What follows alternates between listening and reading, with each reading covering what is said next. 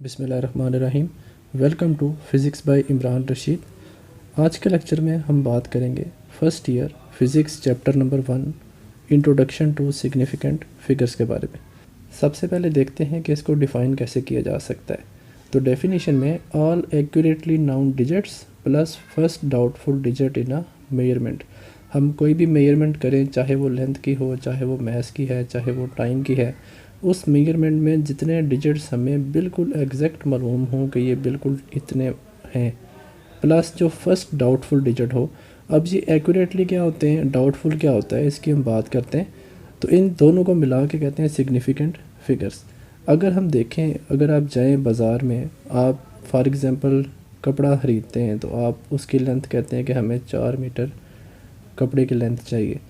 तो वो जो दुकानदार है वो क्या करेगा, वो एक ही मीटर की लेंथ होगी जिसमें 100 सेंटीमीटर होते हैं, उसी 1 मीटर की लेंथ को वो 4 दफ़ा मापता है और वो चौथी दफ़ा मापने के बाद वो अंदाज़े से आपको काट के कपड़ा दे देता है। अब क्या वो कपड़ा वाकई 4 मीटर होता है? ऐसा नहीं होता। वो 4 मीटर से थोड़ा सा या तो कम होगा या थोड़ा सा ज़्यादा होगा। तो इन चीज़ों को समझने के लिए, इन वैल्यूज़ को जानने के लिए हम जो टेक्निक यूज़ करते हैं वो होती है सिग्निफिकेंट फिगर्स। यानी असल वैल्यू से कितना हमारा एरर ज़्यादा हो सकता है, कितना एरर जो है वो कम हो सकता है, कौन सी वैल्यू कितनी एग्जैक्ट आ रही है। इसी तरह अगर आप जाते हैं दुकान पे, तो आप कहते हैं कि हमें 5 किलो जो है वो फ़लाँ क्वांटिटी चाहिए। तो वो जो 5 किलो आप चीज़ ख़रीदते हैं, अगर तो हम देखें तो नॉर्मली दुकानों पे आजकल तो इलेक्ट्रॉनिक बैलेंस दस्तयाब है, लेकिन जिन दुकानों पे इलेक्ट्रॉनिक बैलेंस दस्तयाब नहीं होता, वो क्या करते हैं, वो एक तरफ रखते हैं 5 किलो का पत्थर और दूसरी तरफ रखते हैं जिस क्वांटिटी को आप ख़रीदना चाह रहे हैं। तो वो जब एक दूसरे के बिल्कुल बैलेंस में आ रही होती हैं, तो बैलेंस में आने के बाद भी वो थोड़ा सा इजाफी उसमें क्वांटिटी को डाल देते हैं। तो वो जितनी उन्होंने इजाफी क्वांटिटी उसमें डाली है, उसकी वैल्यू को जानने के लिए भी हम जो मेथड इस्तेमाल करेंगे वो भी होगा सिग्निफिकेंट फिगर्स। अब हमें ये तो कन्फर्म है कि वो 5 किलो क्वांटिटी है, लेकिन 5 किलो के ऊपर कितनी है, उसको समझने के लिए हम सिग्निफिकेंट फिगर्स के टॉपिक को यूज़ करते हैं। इसी तरह हम मज़ीद समझने के लिए पहले एग्जांपल्स देखते हैं। अब ये हमारे सामने एक रेक्टेंगल है, 2 रूलर्स के दरमियान मौजूद है। एक जो रूलर है उसके ऊपर वैल्यूज़ जो हैं वो सेंटीमीटर में 0, 1, 2, 3 से लेकर 14 तक हैं। दूसरे में भी सेंटीमीटर्स में हैं, लेकिन सेंटीमीटर में उनके दरमियान जो 10 मिलीमीटर्स होते हैं, 1 सेंटीमीटर के दरमियान जो 10 मिलीमीटर्स हैं, उनको भी शो किया गया है छोटी लाइनों के साथ। तो 2 रूलर्स हैं। इन 2 रूलर्स की मदद से इनके दरमियान जो ब्लैक कलर की एक रेक्टेंगल सी बनी हुई है, इसकी हमने लेंथ को बताना है कि इस रेक्टेंगल की लेंथ कितनी है। तो जब हम इसकी लेंथ को देखेंगे, अगर हम ऊपर वाले रूलर को देखें, तो ऊपर वाले रूलर के लिहाज से 4 तक तो कन्फर्म आ रहा है, 4 सेंटीमीटर, लेकिन 4 से आगे कितना है वो आप एग्जैक्ट नहीं बता सकते। उसको आप कह सकते हैं 4.1 भी कह सकते हैं, 2 भी कह सकते हैं, 3 भी कह सकते हैं, 4 भी कह सकते हैं। तो ऊपर वाली वैल्यू जो है वो उस तरह से कन्फर्म नहीं है। अगर नीचे वाली वैल्यू को देखें, तो नीचे वाली वैल्यू के लिहाज से 4 तो कन्फर्म है, 4 के बाद 1, 2 और 3, 4.2 या 4.3। अगर आप ऊपर वाले रूलर के लिहाज से देखते हैं तो हम 4 एग्जैक्ट हमें मालूम हो जाता है, और उसके बाद हम अंदाज़ा लगाते हैं कि 4.2 होगी वैल्यू या 4.3 सेंटीमीटर होगी। अगर हम नीचे वाले रूलर को देखते हैं, तो नीचे वाले रूलर के लिहाज से हम मज़ीद बेहतर जान सकते हैं कि ये वैल्यू जो है वो 4.2 के नज़दीक है या 4.3 के नज़दीक है। तो इसमें हमने जानना था कि रेक्टेंगल की लेंथ कितनी है। अगर हम इसका आंसर देखें, the length is between 4 and 5 centimetre, ये तो हम सब जानते हैं। The 4 is certain. अब वो जो 4 का डिजिट है सेंटीमीटर, वो सर्टेन है, वो हम एग्जैक्ट जानते हैं कि ये बात वाकई है। But the distance past 4 centimetre will have to be estimated. लेकिन 4 के आगे कितना डिस्टेंस उसका बन रहा है, उसको हमने अंदाज़ा लगाना है, एस्टिमेट लगाना है। अब पॉसिबल एस्टिमेट माइट बी 4.3। तो हम अगर इसको देखें तो ऑलमोस्ट ये 4.3 बन रहा होता है। Both of these digits are significant. अब ये जो दोनों डिजिट्स हैं, 4 भी और 3 भी, अगर हम सिर्फ ऊपर वाले रूलर को देखते हैं, तो अगर हम सिर्फ लिखें 4 सेंटीमीटर तो वो गलत है, वो हमारा राइट आंसर नहीं होगा। अगर हम नीचे वाले रूलर के लिहाज से देखें तो 4.3 जो है वो रीज़नेबल है, वो हमारा ऑलमोस्ट आंसर जो है वो बन जाता है। तो हम कहते हैं कि 4 भी और वो जो 0.3 है वो दोनों हमारे आंसर में शामिल होंगे, तब जाके हम इसकी प्रॉपर लेंथ को डिफ़ाइन कर सकते हैं। The first digit is certain, अब वो जो 4 है वो सर्टेन है, उसका हमें कन्फर्म है, ये उसका आंसर है। And the second digit is uncertain, और वो जो सेकंड है वो हमें अनसर्टेन है कि क्या वाकई ही वो 0.3 के ऊपर है या 0.2 के ऊपर है या दोनों के दरमियान है, यानी उसमें थोड़ा बहुत शक मौजूद है, गुंजाइश मौजूद है, because it is an estimate, क्योंकि हमने उसको सिर्फ़ और सिर्फ अंदाज़ा लगाया हुआ है। अब जैसे 1 सेंटीमीटर से दूसरे सेंटीमीटर के दरमियान होती हैं 10 छोटी छोटी लाइंस, जिन्हें हम 1 मिलीमीटर का नाम देते होते हैं। अगर हम एक ऐसी डिवाइस को यूज़ करते हैं जिसकी जो कम से कम पैमाइश की लेंथ है वो मिलीमीटर से भी छोटी है, तो वो हमें मज़ीद एग्जैक्ट उसका आंसर, असल आंसर के नज़दीक हम आंसर को जान सकते हैं। तो हम जो डिवाइस यूज़ कर रहे हैं उस डिवाइस की कितनी लिमिट्स हैं उनके लिहाज से भी हमारे आंसर पे फ़र्क पड़ता है। अगर हम ऊपर वाले रूलर को देखते हैं तो ऊपर वाले रूलर के लिहाज से हमारा आंसर गलत है, वो टोटल एस्टिमेट हो जाएगा 4.2, 4.3, 4.4। लेकिन अगर हम नीचे वाले आंसर रूलर को देखते हैं तो नीचे वाले रूलर के लिहाज से हम मज़ीद बेहतर बता सकते हैं कि ये 4.2 या 4.3 के नज़दीक है। तो जो नीचे वाला आंसर होगा वो दोनों के दोनों वैल्यूज़ हमें चाहिए, 4 भी और 0.3 भी। अब 4 जो था वो सर्टेन था और 3 जो है वो अनसर्टेन है। तो जो कोई भी हम मेजरमेंट लेते हैं उस मेजरमेंट में जितने नंबर ऑफ़ फिगर्स हमें एग्जैक्ट मालूम हों और उनके साथ जो फर्स्ट डाउटफुल डिजिट आ रहा हो उनको हम काउंट कर लेते हैं, तो जितनी उनकी काउंटिंग बनती है उन्हें हम कहते हैं सिग्निफिकेंट फिगर्स। अब इसमें एक है 4 और दूसरा है 3, तो total number of significant figures कितने हो जाएंगे 2। एक और एग्जांपल देखते हैं।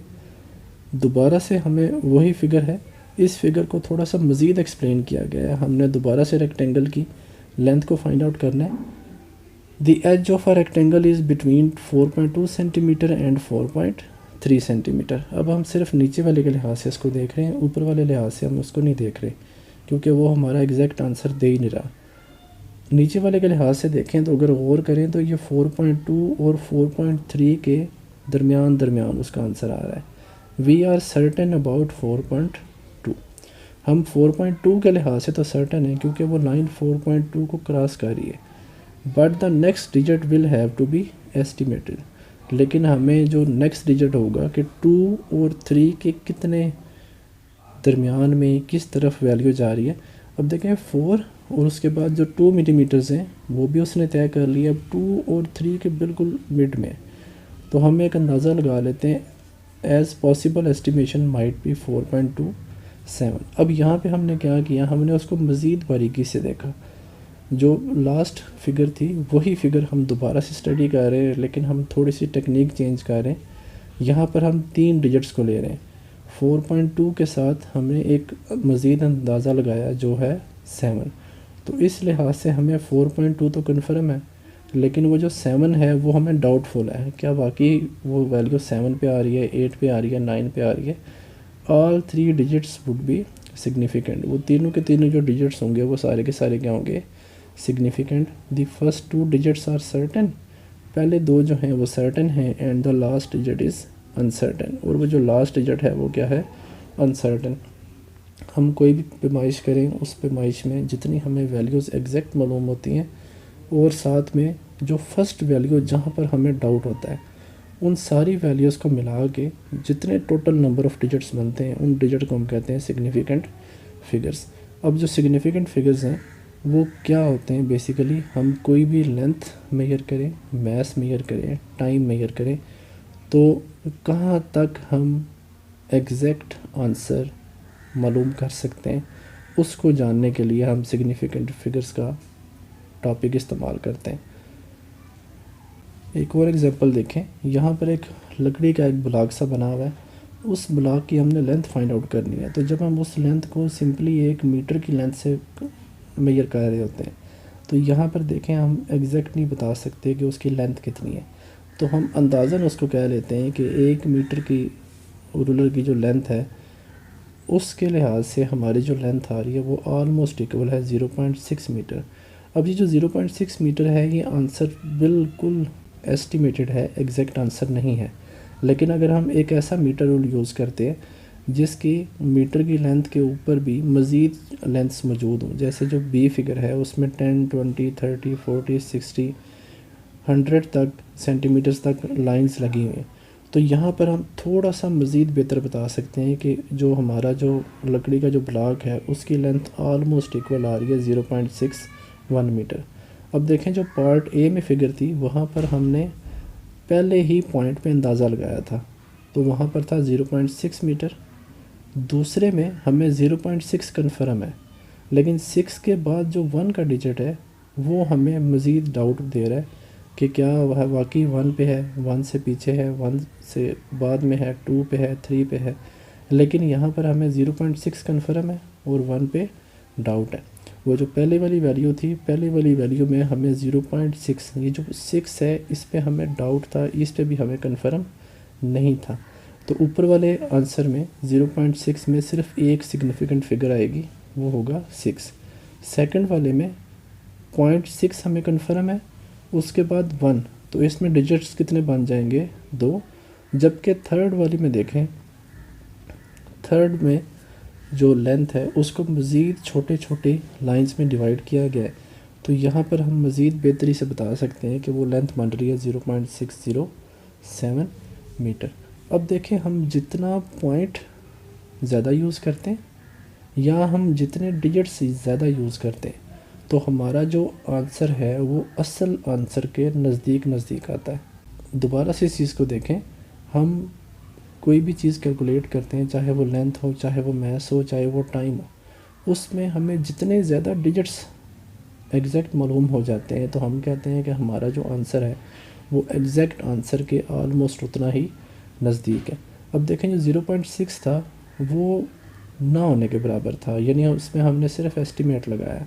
जो 0.61 है वो 0.6 से कुछ बेहतर है, क्योंकि उसमें 0.6 कन्फर्म था, 1 जो है वो डाउट पे था। जो लास्ट है उसमें 0.60 हमें कन्फर्म है, 7 डाउट पे था। तो हम जितनी भी वैल्यू बड़ी यूज़ करते हैं, जितना पॉइंट में वैल्यू ज़्यादा होती है, हमारा आंसर जो है वो उतना ही एग्जैक्ट आ रहा होता है। अब इसको मज़ीद डिफ़ाइन करने के लिए, the last digit in a measurement is always the uncertain digit. हम जब भी कोई मेजरमेंट करते हैं उस मेजरमेंट में जो सबसे लास्ट पे डिजिट आ रहा होता है उसमें फिर भी गलती की गुंजाइश मौजूद होती है।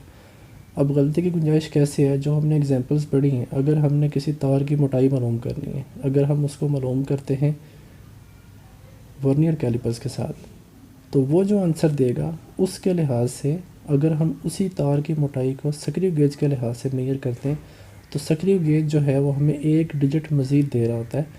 तो आखिरी जो डिजिट है उसमें मज़ीद बेहतरी की गुंजाइश कायम रहती है। हम जितनी एडवांस मशीन यूज़ करते हैं, जितनी लेटेस्ट टेक्नोलॉजी को यूज़ करते हैं, हमारा आंसर उतना ही बेहतर होता जाता है। तो जो लास्ट वैल्यूज़ हैं उनमें इजाफा होता जाता है। तो लास्ट डिजिट किसी भी मेजरमेंट में होगा वो हमेशा अनसर्टन है। अगर हम कोई अच्छी डिवाइस यूज़ करते हैं तो वो उसको मज़ीद बेहतर करके बयान कर देता है। It is significant even it is not certain.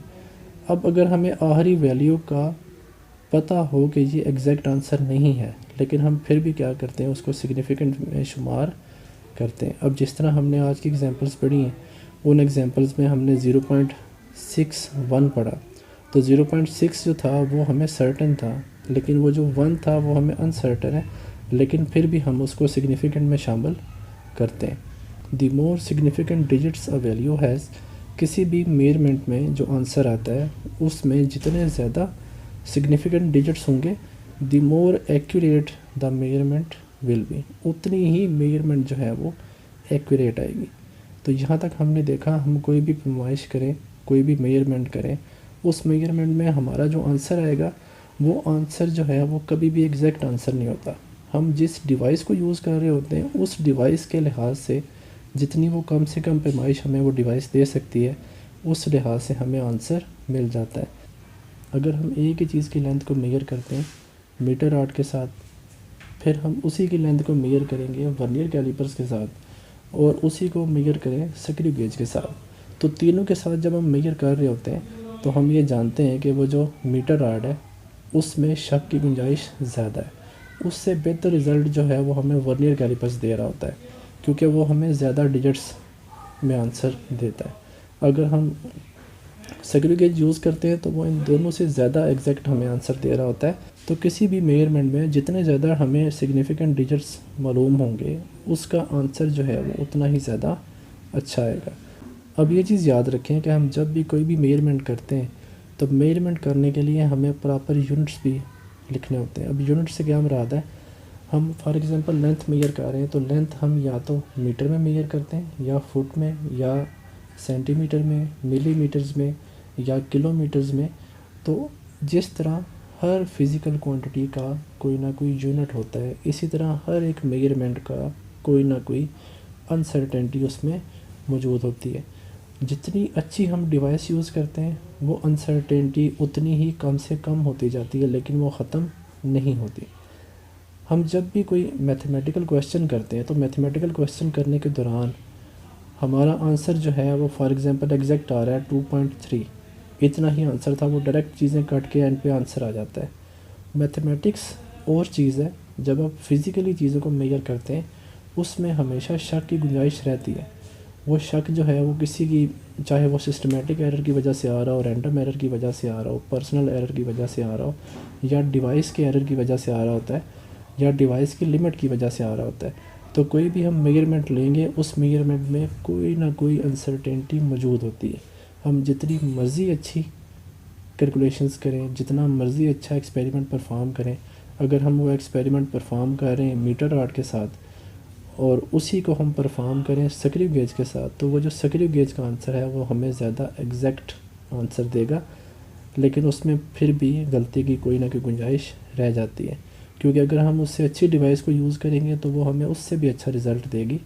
तो जिस तरह हर एक फ़िज़िकल क्वांटिटी का यूनिट होता है, इसी तरह हर एक मेजरमेंट की कोई ना कोई उसमें गैर यकीनियत अनसर्टेनिटी कायम रहती है। अब इन्हें डिफ़ाइन करने के लिए हम दो चीज़ें देखते हैं, एक है एक्यूरेसी, एक है प्रिसीजन। अब ये क्या होती है?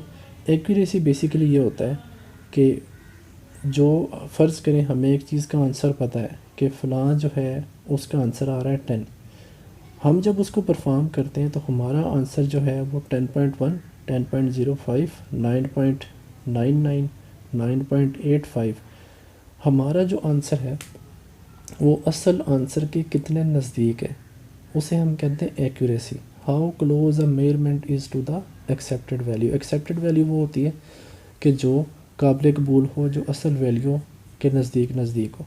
तो एक्यूरेसी हम कहते हैं असल आंसर के, असल जवाब के नज़दीक answer.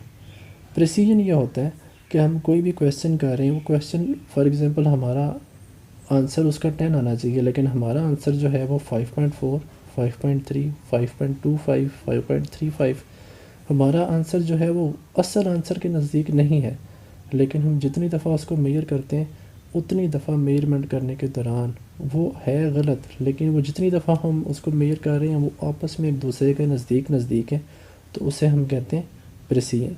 How close a series of measurement, हम सीरीज़ ऑफ मेजरमेंट्स होता है कि आप बार बार मेजरमेंट कर रहे हैं आर टू वन अनदर, वो एक दूसरे के साथ कितना नज़दीक होती हैं, और how far out a measurement is taken. अब फिगर्स को अगर हम देखें तो 3 फिगर आपके सामने बयान की गई हैं। पहली फिगर में गुड एक्यूरेसी, गुड प्रिसीजन। अब एक्यूरेसी क्या होता है? असल आंसर के कितना नज़दीक आपका आंसर आ रहा है।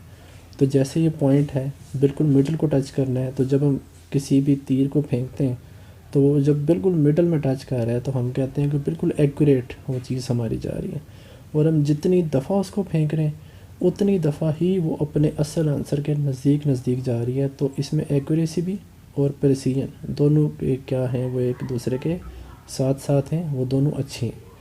सेकंड में देखें, सेकंड में हमारा जो तीर है वो असल जगह पे नहीं जा रहा, वो हट के जा रहा है, तो हम इसको कहते हैं पुअर एक्यूरेसी, यानी असल आंसर के नज़दीक नहीं है, लेकिन जितनी दफ़ा हमने उसको फेंका है तीर को या नीडल को, वो हर दफ़ा एक दूसरे के नज़दीक जा रही हैं, तो हम यहाँ पे बोलेंगे गुड प्रिसीजन। थर्ड में दोबारा से जब नीडल्स को फेंका गया तो वो ना तो एक दूसरे के नज़दीक हैं, ना ही वो असल आंसर के नज़दीक हैं। तो यहाँ पर हम कहते हैं पुअर एक्यूरेसी, यानी वो असल आंसर के नज़दीक भी नहीं है और वो एक दूसरे के नज़दीक भी नहीं है। तो एक्यूरेसी और प्रिसीजन वो दोनों क्या आ रही हैं, पुअर। जब भी हम कोई मेजरमेंट करते हैं तो मेजरमेंट को करने में हमने एक्यूरेसी का भी और प्रिसीजन दोनों का ध्यान रखना होता है।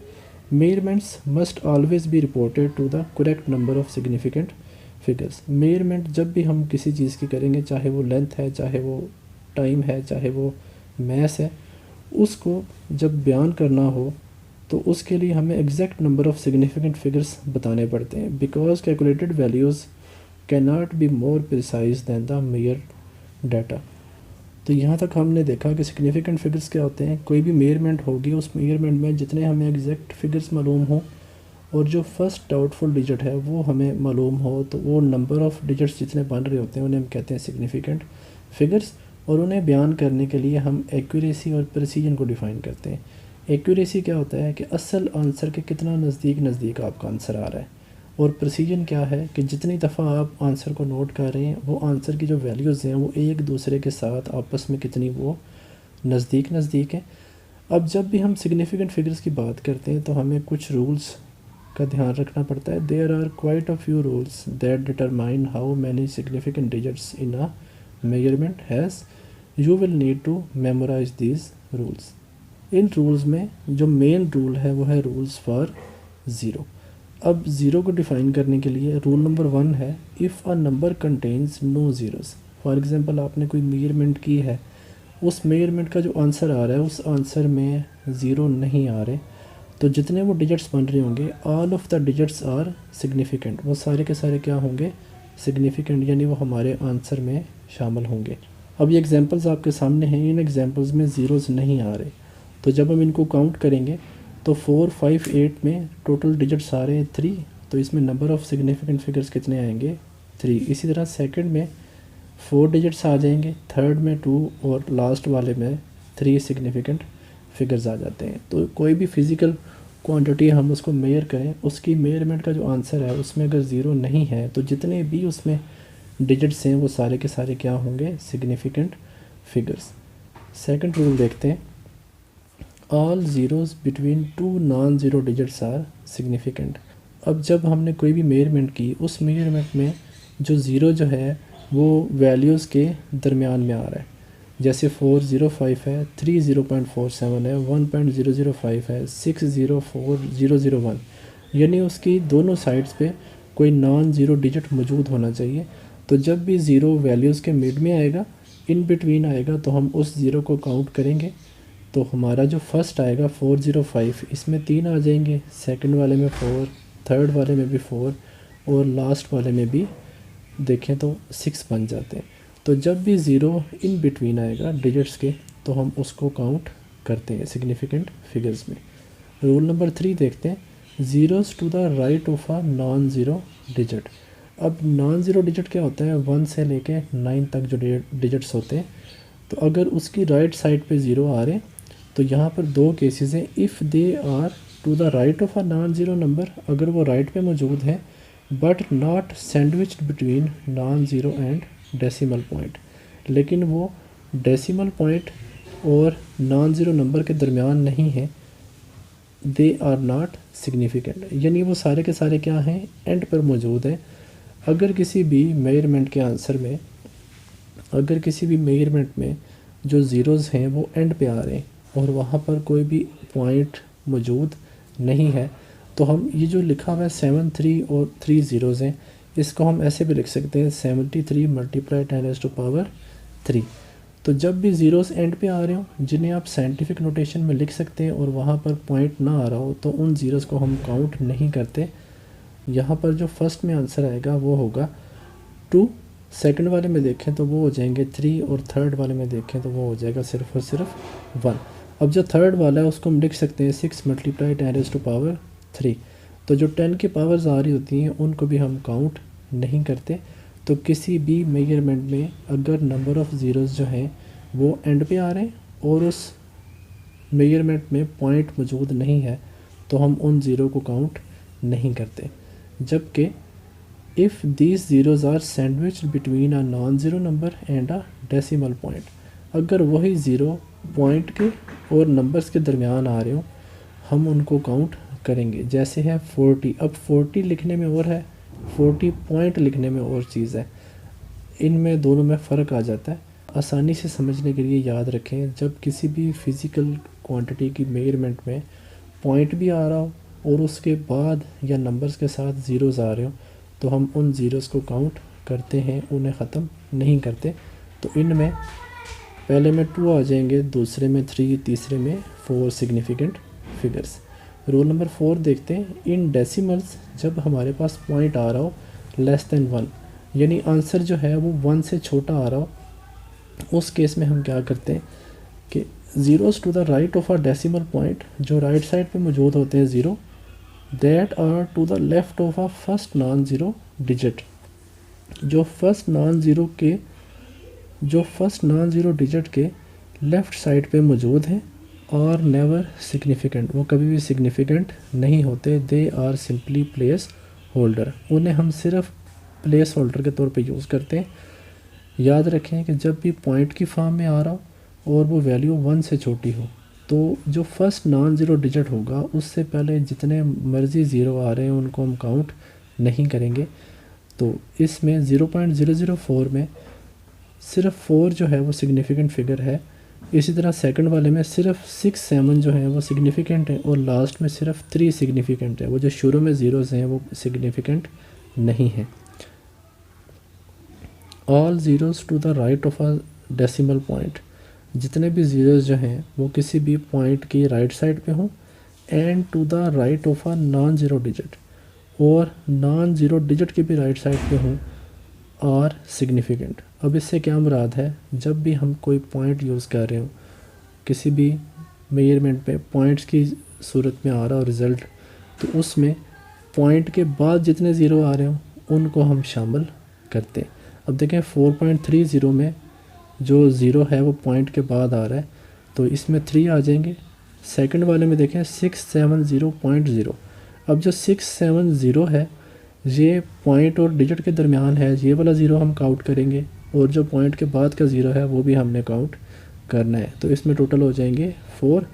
थर्ड वाले में 0 पॉइंट, ये जो फर्स्ट ज़ीरो है ये काउंट नहीं होगा, सेकंड वाला ज़ीरो काउंट होगा, इसलिए बन जाते हैं 2। और जो लास्ट वन है 7.20, इसमें बन जाएंगे 3 सिग्निफिकेंट फिगर्स। लास्ट में हम कुछ प्रैक्टिस कर लेते हैं। ये 10 आपके सामने डिजिट्स हैं, अगर इनमें देखें तो जो फर्स्ट है उसमें बनेंगे 47.1, तो इसमें सारे के सारे ये नॉन ज़ीरोज़ हैं। नॉन ज़ीरो सारे के सारे क्या होते हैं, सिग्निफिकेंट। सेकंड वाले में हमने बात की कि जब ज़ीरो डिजिट और पॉइंट के मिड में आ रहा हो, उसमें सैंडविच हो तो उसमें हम काउंट करते हैं, तो इसमें टोटल हो जाएंगे 4। थर्ड में देखें 0.005965 ज़ीरोज़ आ रहे हैं, तो यहाँ पर जितने भी ज़ीरोज़ जो हैं वो फर्स्ट नॉन ज़ीरो से पहले आ रहे हो उनको हम काउंट नहीं करते, और जब पॉइंट आ रहा हो उसके बाद ज़ीरोज़ आ रहे हो तो उसको हम काउंट करते हैं। तो यहाँ पर total number of significant figures कितने हो जाएंगे, 7। 5965000, ये सारे के सारे क्या होंगे, सिग्निफिकेंट। 4 पे 560, तो जब पॉइंट ना आ रहा हो और एंड पे ज़ीरो मौजूद हो तो उनको हम काउंट नहीं करते, यहाँ पे कितने हो जाएंगे, 2। नंबर 5 पे 0.0509, तो ये दोबारा से थर्ड वाले की तरह है, शुरू वाले ज़ीरोज़ को हम काउंट नहीं करें, 509 काउंट होगा, तो यहाँ पे 3 हो जाएंगे। 6 में 701.905 है, तो ये ज़ीरोज़ जो हैं वो नंबर्स के मिड में आ रहे हैं, तो इनको हम काउंट करेंगे, ये हो जाएंगे 6। 7 में देखें तो 50.00 है, तो जो एक ज़ीरो है वो नॉन ज़ीरो और पॉइंट के मिड में आ रहा है, उसको हम काउंट करें, और जो लास्ट वाले 2 सिग्निफिकेंट फिगर्स हैं वो भी काउंट होंगे क्योंकि वो पॉइंट के बाद ज़ीरोज़ आ रहे हैं, तो टोटल हो जाएंगे 4।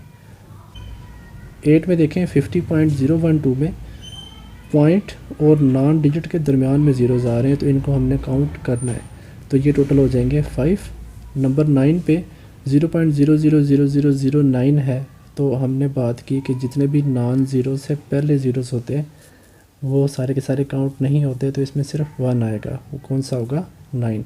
और लास्ट पे 0.00000104 है, तो तो यहाँ पर भी सिर्फ 104 काउंट होंगे, बाकी सारे काउंट नहीं होंगे। तो आज के लेक्चर में हमने जाना कि सिग्निफिकेंट फिगर्स क्या होते हैं। किसी भी मेजरमेंट में जो हमें एग्जैक्ट डिजिट्स मालूम हो और जो फर्स्ट डाउटफुल डिजिट हो, उनको मिला के हम कहते हैं सिग्निफिकेंट फिगर्स। और ये सारे के सारा डिपेंड कर रहा होता है कि हम कौन सी डिवाइस यूज़ कर रहे हैं, उसका लीस्ट काउंट कितना है, वो कम से कम कितनी मेजरमेंट हमें दे सकती है। एक डिवाइस जितनी अच्छी होगी तो उसकी वजह से हमारा जो आंसर है वो ही उतना अच्छा आएगा। उसमें जितने सिग्निफिकेंट फिगर ज़्यादा होंगे उतना ही हमारा रिज़ल्ट जो है वो एक्सेप्टेबल होगा, उतना ही रिज़ल्ट जो है वो एक्यूरेट आएगा। और लास्ट में हमने देखा हमें कोई भी वैल्यूज़ गिवन हो तो हम कैसे बता सकते हैं कि इन वैल्यूज़ में नंबर ऑफ़ सिग्निफिकेंट फिगर्स कितने। नेक्स्ट वीडियो नेक्स्ट टॉपिक के साथ फिर से हाज़िर होंगे। अल्लाह हाफ़िज़।